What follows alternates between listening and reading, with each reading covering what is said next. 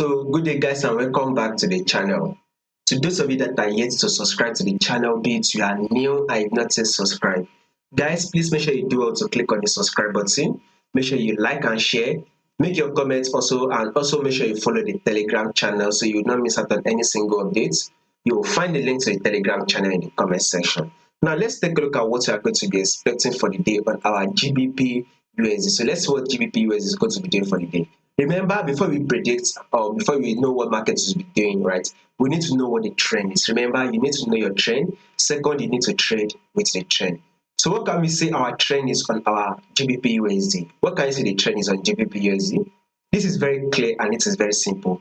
GBP USD is on a ranging market move. So you can see it, right?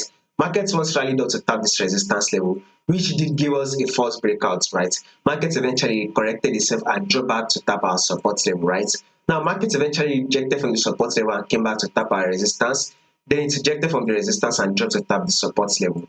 Markets eventually rejected from the support level and it rallied up to tap our resistance, even for thereby giving us a false breakout, right? The markets eventually dropped back into tap our support level. Markets eventually now rallied up to come to tap our resistance, right? So market has now tapped our resistance. Guess what we should be expecting next on our GBP USD? Of course, we should be expecting GBP USD to drop to take out this low. So in the long run, we will be expecting to take this low and eventually drop to tap our support level.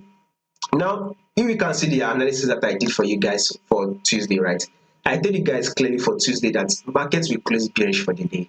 And market did exactly what I predicted it to do. I told you guys that it would close bearish for the day, and market did close that bearish. So you can see that our analysis is absolutely correct. So this is one of the reasons why, if you have not yet subscribed to this channel, be it you are new and not yet done that, make sure you click on the subscribe button, like and share.